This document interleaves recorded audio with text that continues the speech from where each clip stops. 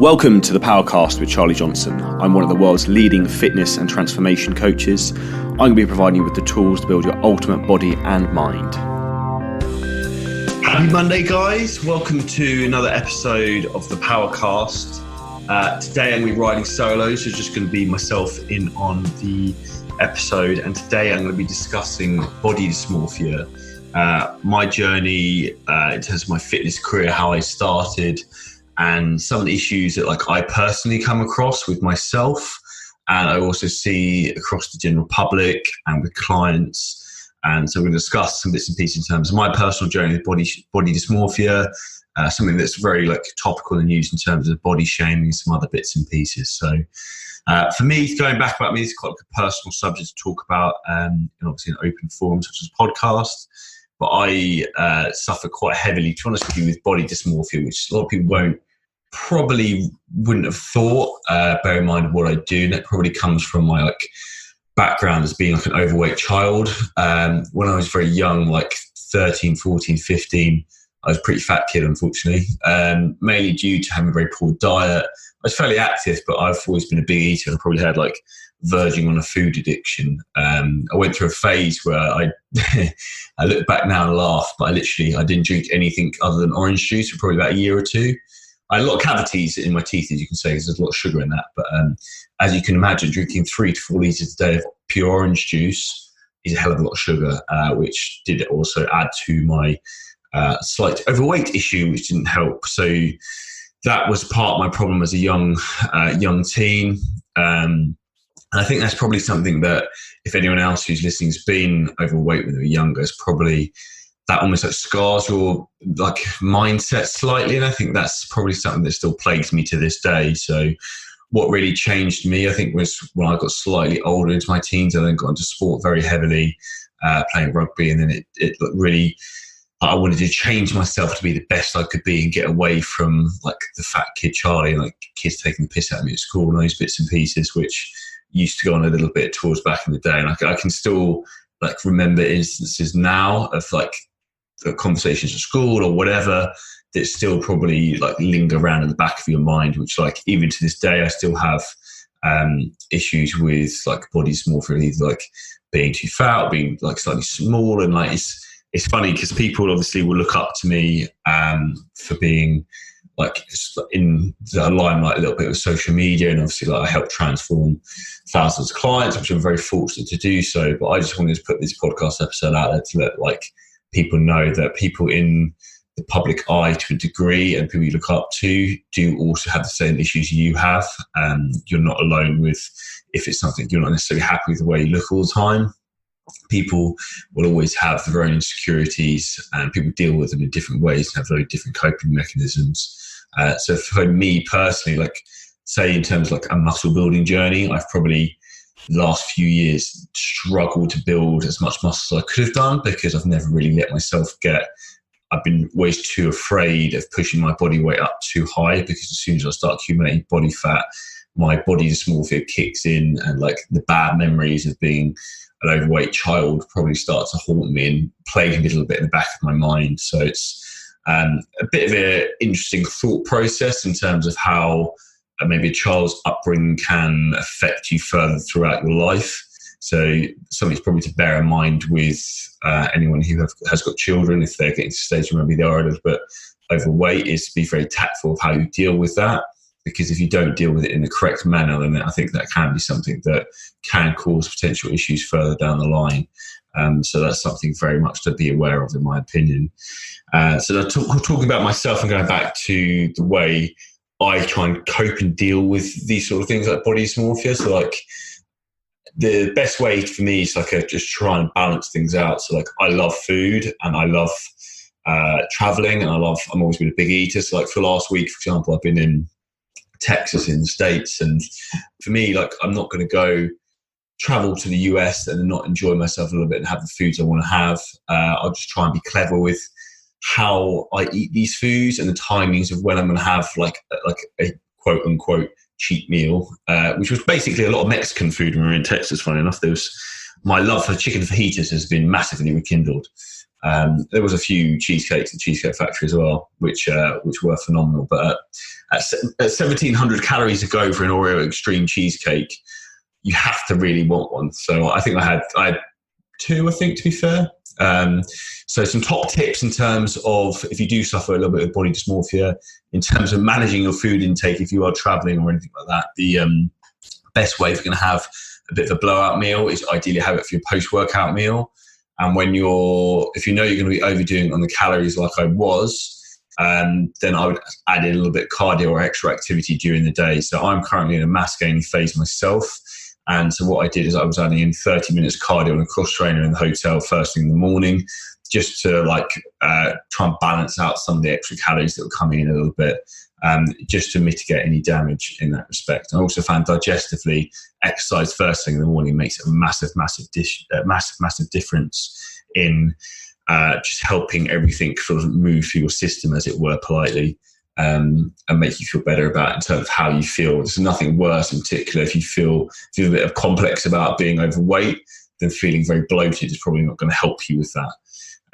So that's a little bit about myself, my own body dysmorphia, which I tend to get a little bit of and have a little bit of a hang up on in some respects. I think it's something I always have, and I think everyone will have. I'm a very confident individual, and I'm very outgoing, and obviously I'm happy enough to flaunt my physique around on the internet and do whatever I do, but you still have everyone has like a chip on the shoulder about certain things sometimes in life, and I'm very self-aware of myself and how I feel, so I know how to control certain things and just don't let things like that get me down. And I'm aware enough obviously to have this conversation on a podcast that I know how to control these things. So if you become self-aware of yourself and you know how you feel and why, then it's easier to try and control these emotional issues that you have in terms of your body and food and your lifestyle potentially.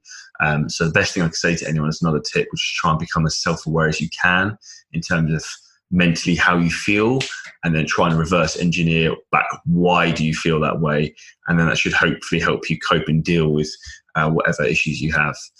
On top of the body dysmorphia, there's another big thing that's been going on in the media at the moment. It's about body shaming, and that you shouldn't, if someone's overweight, then you shouldn't necessarily look down at the bad thing. I agree where people are coming from on this subject, in the fact of it's not nice to say horrible things about people or say someone's overweight. And for me personally, I would never comment on anyone's appearance. Just because I just don't think it's fair and it's something you shouldn't do. As I've discussed, obviously, I can get flared up a little bit in terms of getting a complex about certain things. If anyone made a comment from, earlier in my youth, so that's why I don't think you should really be fair to comment on people's appearance necessarily. However, the one thing I would say is that I don't agree with the term body shaming, but then I do agree with the fact that people have to be made aware that if they are overweight, there's this being shredded and not having abs, and then there's being overweight. It's being fat, obese is a completely different kettle of fish, and that's the point where your health is actually critically at risk and you're causing long-term damage. And that, in my opinion, I'm not going to go down the route of calling it body shaming, but I do think those people it's sad as it is, if those people feel bad about the way they look, and because maybe the way the general public might perceive them, then hopefully it might take them action to add some value to their life and improve themselves and take action, reach out for help to try and change, because it's only going to be for their own best interests to lose the body fat, be healthier and live a happier life. I'm not saying you can't be happy and be overweight. There's loads of people who are happy and are overweight. There's no issue with that at all, but I'm just talking from an overall health perspective.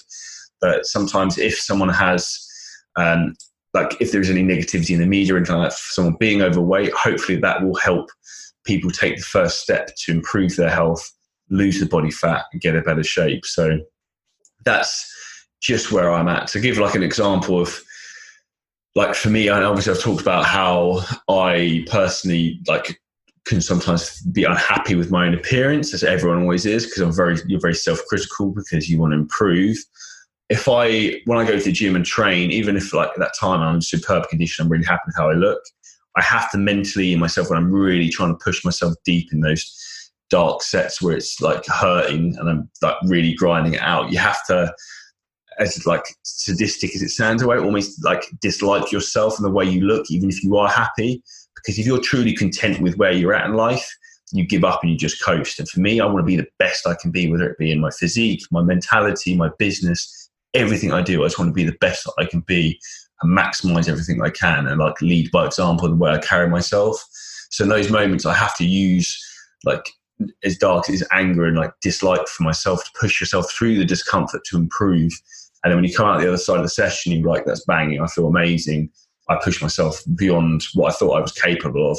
And sometimes you have to call on that almost dark side of yourself to step yourself up, to push yourself beyond what you think is capable, but beyond what you think you're capable of.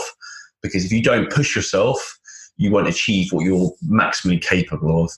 So that's another thing I sometimes use as a tool to try and like drive myself on, is like, anyone who's ever doubted me, anyone who ever took the piss out of me, anyone who said I can achieve X, Y, Z, like for me, it's about almost like proving a point that, look, I can achieve whatever I want, providing I have the right mindset for it and my work ethic is on point.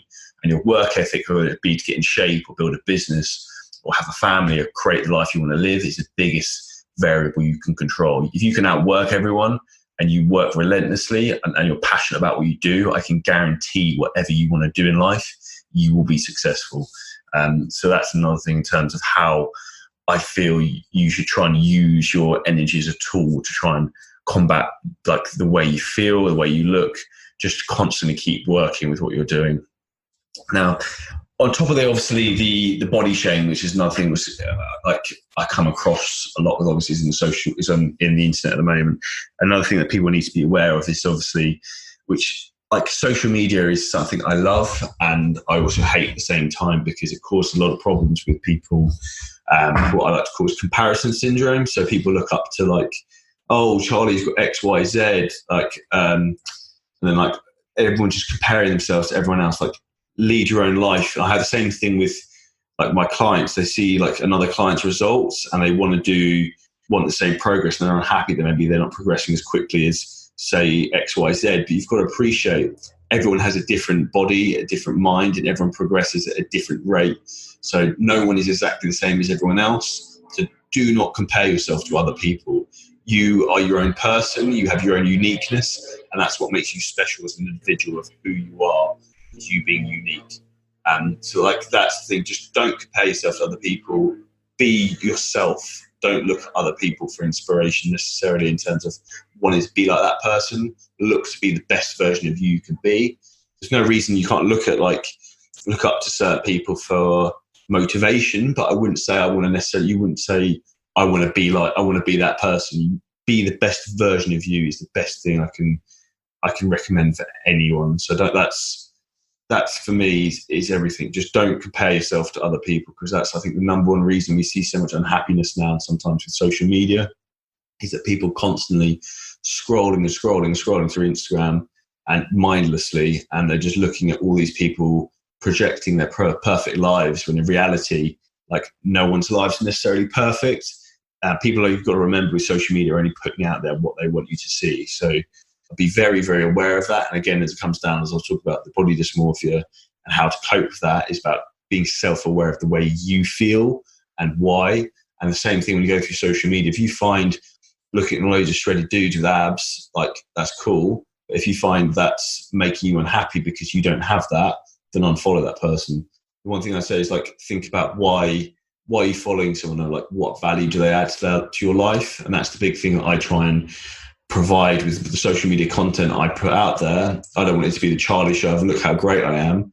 I want to provide and help you and provide value to your life, and try and educate you to be the best you can be. So that would be another take-home tip from today, is if you're finding you're unhappy because you're comparing yourself to other people, just stop looking and unfollow the people you're comparing yourself to. It's giving you unhappiness, and that will add more positivity to your life.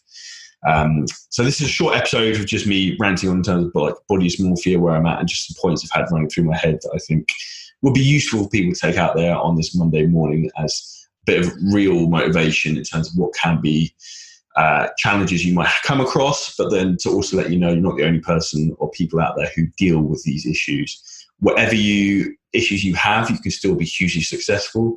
Like, I would like to say that I'm very successful in the fitness field, and I suffer slightly with body dysmorphia in terms of how I look, and I'm still looking to try and improve, blah, blah, blah, blah.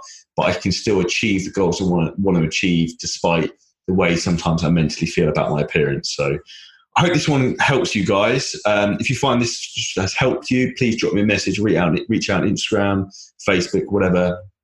If there's anything I can help you with in your own personal journey, whether it be getting in shape and being the best version of yourself, by all means, drop me a message. I'd absolutely love to help. So, and as always, I'm going to be adding a competition for this week, which is going to be a free custom program. So if you tag me in a screenshot of this podcast or an Instagram story, I'll announce the winner at the end of the week, which will be commencing, I think, is it 20th? No, it's 20th day, 22nd. The 23rd, Monday the 23rd. So the week commencing Monday the 23rd, end of that week, I will be announcing a winner for a free program. For whoever tags me in a story, I will choose one winner at random. So hope you have a great week. Hope it's a great start to you all. And as always, if there's anything I can ever help with, reach out and drop me a message. Keep crushing it.